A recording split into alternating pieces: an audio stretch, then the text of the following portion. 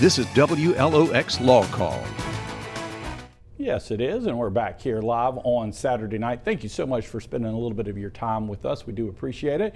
Jim, if you're ready for the phone calls. Let's go. Candy has been on hold for a while. Andy, thank you so much for your patience. What can we help you with? Good evening, Candy. Hi, I was receiving physical therapy in the water because my bones and joints are so bad that I can't exercise any other way.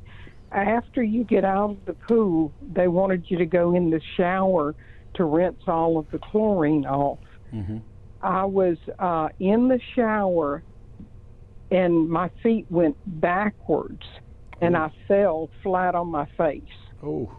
This was in September of last year. Okay. I am still trying to recover from those injuries. And now all these medical bills are coming in. And I really think that the facility should be required to pay these medical bills, not me. Candy, there is a lot to unpack there. Let's throw it over to Jim and get his thoughts. There is. Let me make sure I'm clear, Candy, if you're still on the line. This was a commercial facility, a exercise or rehabilitation facility. Don't say the name, but just, is that right? Yes. Okay. So that makes a difference. Okay.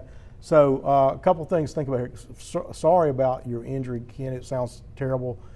I've seen people with terrible injuries in similar situations. So I know it can be. People on the surface, where you step in the shower, it's not a big deal. It can be a very big deal, particularly if you have pre-existing conditions such as Candy has. So I hope you get better. I'm sorry to hear you're struggling so much. So let's break it down. So you slip in the shower. First of all, just because you fall on someone's premises doesn't necessarily mean that they're responsible. Okay. They have to act, what we talked about earlier, they have to act reasonably under the circumstances. And what that means for a premises owner, for what Candy was an invitee, meaning they have a business, they've invited someone onto their premises. They have a duty to act reasonably to make sure that the premises is safe, specifically the shower. Sure. And if they can't make it safe, then to warn about it, okay? You'll see these warnings a lot of times in public restrooms. Oh, yeah, slippery when wet. Slippery when wet, you've got to have those things out, okay? So let's break it down to the shower. I'm assuming they didn't have any type of warning. You slipped. There are things that you actually look at, and this sounds a little like we're being over analytical, but we're not.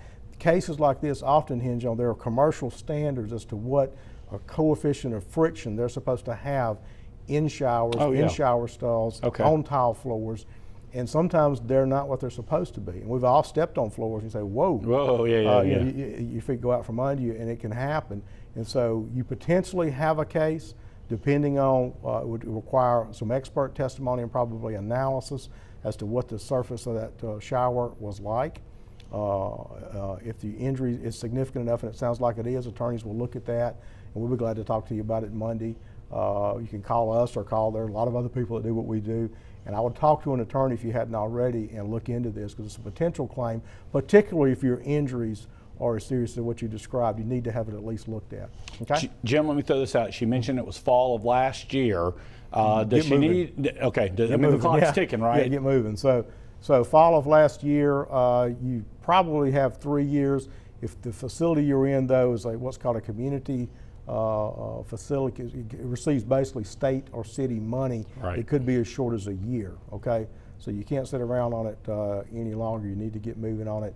Have somebody look at it. They'll do it free of charge and analyze it in a little more detail than we can here tonight. But the short answer is you have a potential case depending on what I sort of just told you. So if it's one of these rehab facilities that's directly connected with maybe like a community health system, not that I'm naming anybody, but but that time frame could be as short as a year. That's right. If it's tied to a county operated health facility, hospital chain, then it could be as short as a year. That's right. So Candy, if that was back in September or the fall, then you're at 6 months, and it's time to get moving on that one. So, so glad that you called tonight. Look, do this. Jim's going to be back here in 2 weeks, or maybe even next Saturday. We're still working out the schedule. Give us a call back, keep us an update, or give him a call on Monday.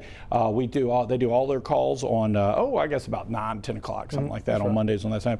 And also, Candy, great job not mentioning the facility's name.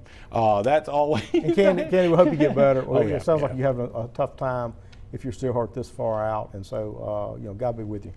You know, you think about these falls and you think, oh, it's only a few feet, but man, hey, you get a bad fall in the wrong direction and gravity just does not care. Particularly, and Candy didn't talk about her age or anything, but if you have a pre-existing that's true, right. brittle bones or problems with your bones, that can be devastating. You know, it really can.